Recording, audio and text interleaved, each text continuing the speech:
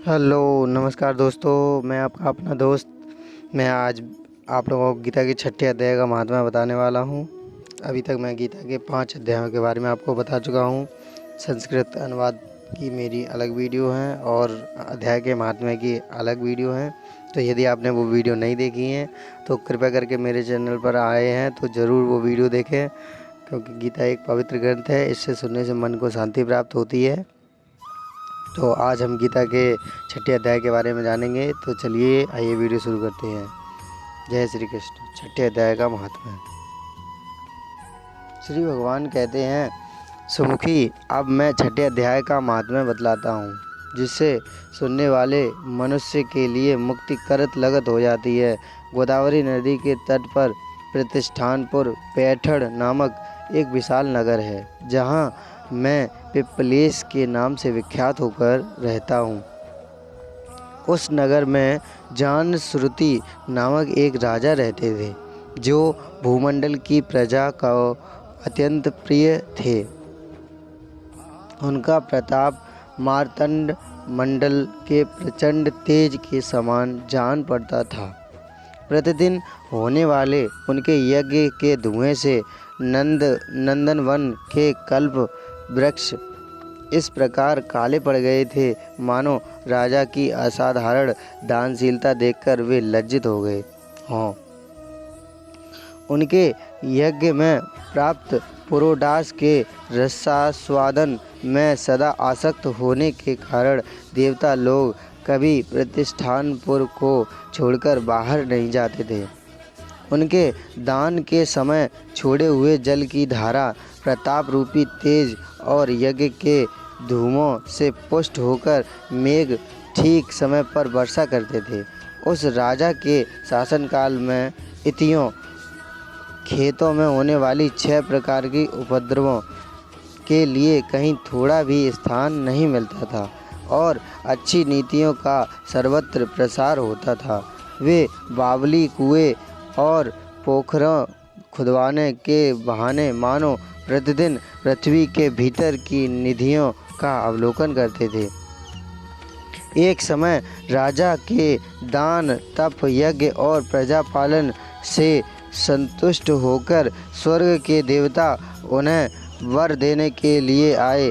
वे कमलनाल के समान उज्ज्वल हंसों का रूप धारण कर अपनी पाँखें हिलाते हुए आकाश मार्ग से चलने लगे।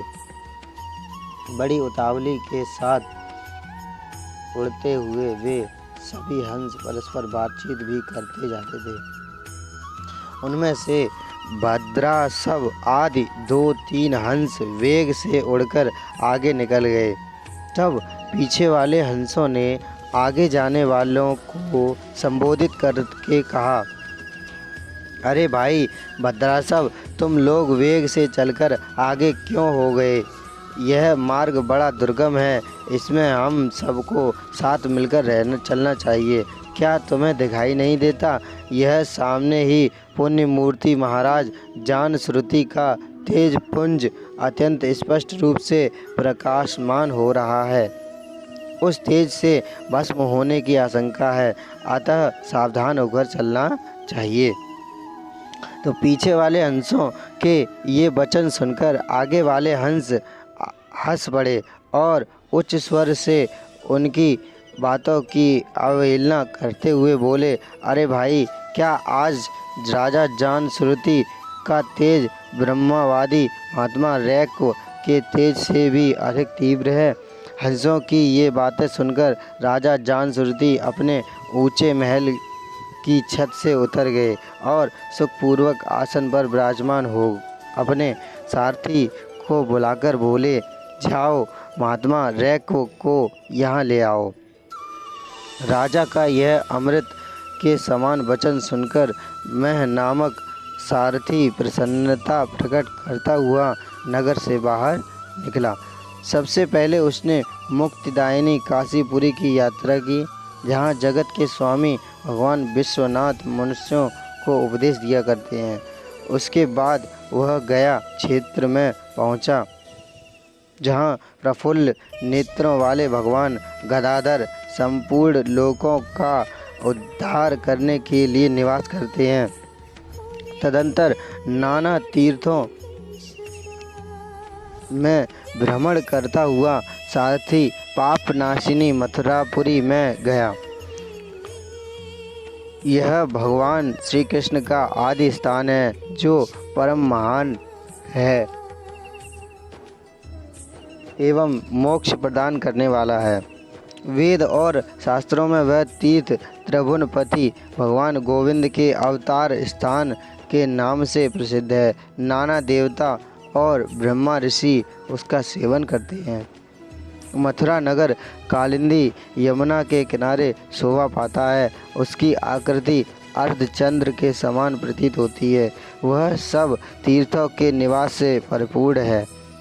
परम आनंद प्रदान करने के कारण सुंदर प्रतीत होता है। गोवर्धन पर्वत के होने से मथुरा मंडल की शोभा और भी बढ़ गई है।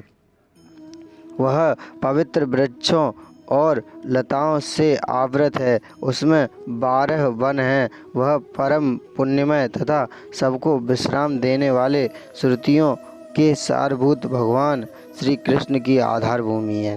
तत्पश्चात मथुरा से पश्चिम और उत्तर दिशा की ओर बहुत दूर तक जाने पर सारथी को काश्मीर नगर दिखाई दिया, जहाँ शंख के समान उज्ज्वल गगनचुंबी महलों की पंक्तियाँ भगवान शंकर के अट्टहास की भांति शोभा पाती हैं, जहाँ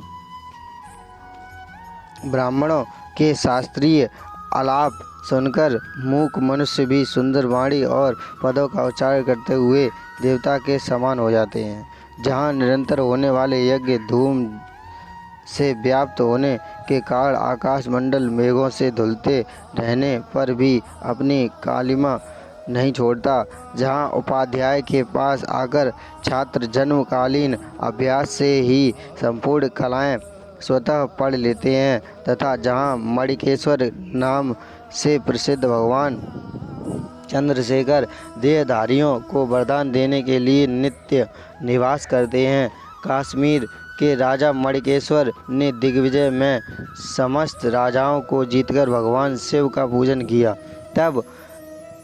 तभी से उनका नाम मणिकेश्वर हो गया था।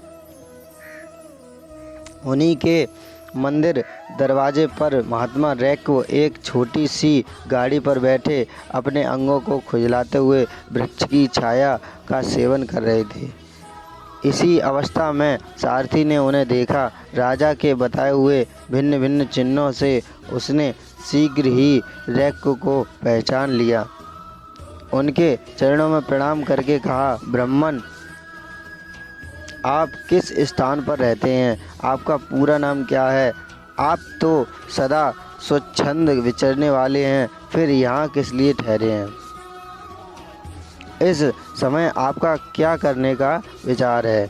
सारथी के ये वचन सुनकर परमानंद में निमग्न महात्मा रैक्व ने कुछ सोचकर उससे कहा, यद्यपि हम पूर्ण काम हैं, हमें किसी वस्तु की आवश्यकता नहीं है, तथापि कोई भी हमारी मनोवृत्ति के अनुसार परिचर्या कर सकता है।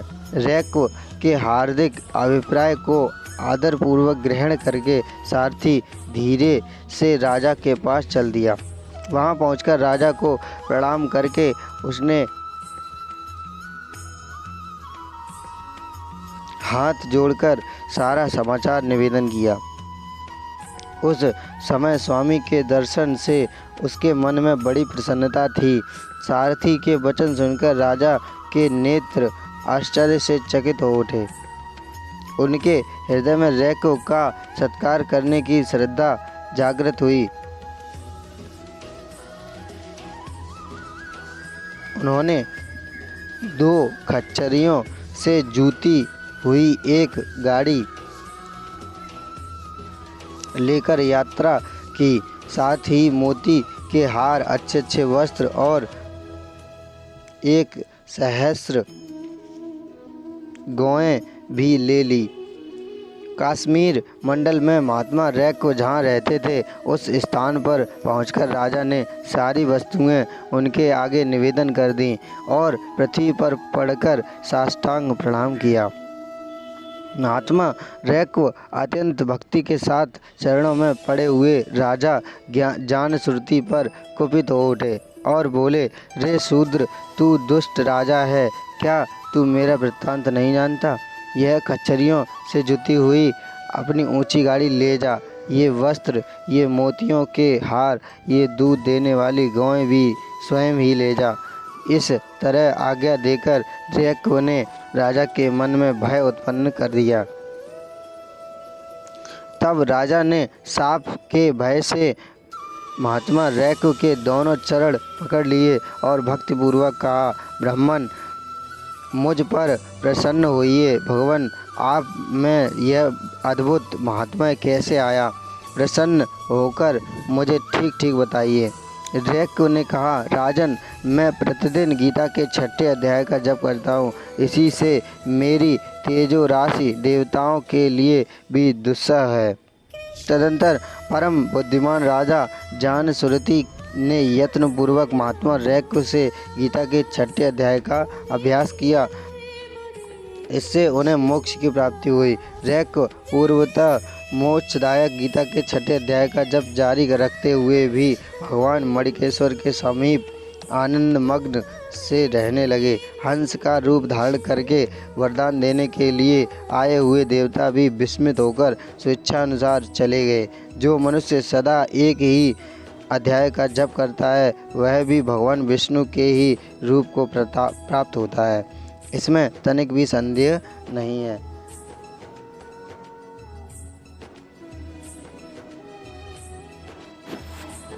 जय श्री कृष्ण।